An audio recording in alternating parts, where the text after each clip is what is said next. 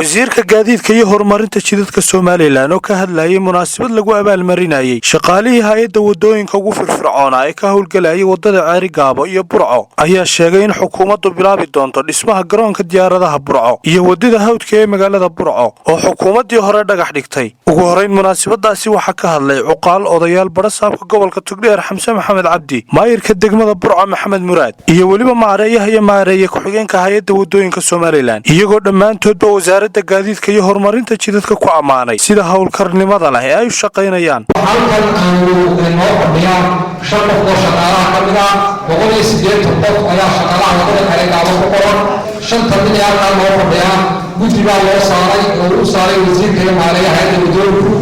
waxaanu siinaynaa maanta abaalgud shahaado iyo lacag isku jirta kumanaan waxa weeyaan jeclaysi ilaahayna mudood waxaa taa ku tusinaysaa waxaa ku jira laba nin oo isdhalay inan iyo aabihii ama ugu tayada badnaa oo mutaystay sanadkaa in abaalmarinta la siiyo waa 6 shaqaale ah ee halkaa fadhiya. annagu wadada ugu halbowlaha weyn ee Sanaag iyo Togdheer isku xidha muddo meel fiican bay maraysaa. sida aan la socdo maanta ilaa 3 kiiloomitir baa ka hadhay garada Ceeri Gaabo wadadii waa gabagabo. qaaluhu shaqadiisa hagaajiya way fiican tahay, mas'uulkuna inuu kala garto ninka shaqadiisu 100% tahay iyo kaay 90% tahay iyo kaay 70 tahay 60 konton ayaduna ammaan bay dinta. waa soo dhaweynaynaa waxaanu leenahay ilaahay subxaanahu wa tacaala qaalaha qaranka Soomaaliland dhammaantiiba kuwaas maanta la guddoonsiinayo abaalmarinta oo kale ha ka wada dhigo.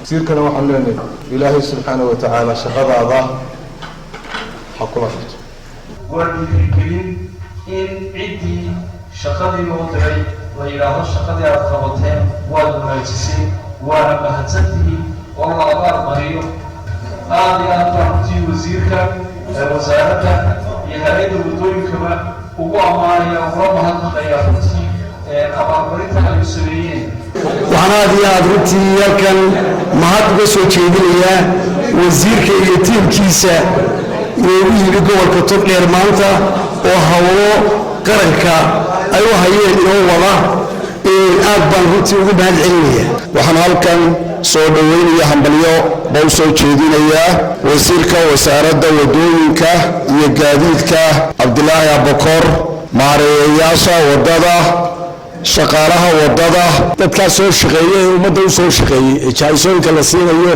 Allah idin barakeeyo.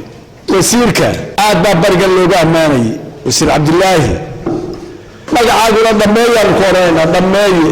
waxaan kugu soo dhaweynaynaa gobolka Burco, waxaan kugu ducaynaynaa xilka hadayso qaybta roodiska ama in muraad loo dhiso ama in ku dhiso aad iyo aad bay shaqadaas noogu socotaa. wax badan oo kale Burco loo dhaqaajiyo ma hayno wadada dheer aad iyo aad baan soo dhaweynayaa diin wasiirka waxbarka qabanaya. runtii arrinta dhiirigelinta shaqaaluhu waa arrin aad iyo aad muhiim ah oo shaqaalaha niyadooda iyo hamigooda iyo higsigooda kor u qaadaysa. wasiirka wasaaradda gaadiidka iyo horumarinta jidadka Soomaaliland oo munaasabadaasi soo xiray ayaa ka hadlay arrimo kala duwan. runtii waxaan ugu faraxsanahay inaan joogo munaasabadan aynu maanta ku abaalinayno shaqaalihii ugu fiicnaa sanadkii 2019-2020. runtii mashruuca wadada Ceeri Gaabo Burco la dhahdaa magaceedu waa wasiilaha wadadaas waxay ku dhamaanaysaa waa degmada Burco markay dhamaato waxay ku dhamaanaysaa Burco. runtii waxaan isleeyahay waa mashruuca ugu ballaaran ay Soomaaliland qaad ku hayso. waxaa kaloo iyada lafteeda mashruuca ku xigi doona marka mashruuca soo dhamaado ay dowladdu qaad ku haynaysaa oo mashruuca Burco oo weeyna Hargeysa. tababarka ka hor madaxweynaha Jamhuuriyadda Soomaaliland waxaan ka wada hadlaynay mashruuca airportka Burco. waxaan rajaynaynaa insha Allah haddii ka dhigo sanadkan gudihiisa 2020 mashruucaas inuu bilaabmi doono. waxaan ugu bishaareeyay dadka reer Togdheer guud ahaantood hawshaasi inaan insha Allah wadayn doono. Mahad Cali Goodir, Star TV, Burco.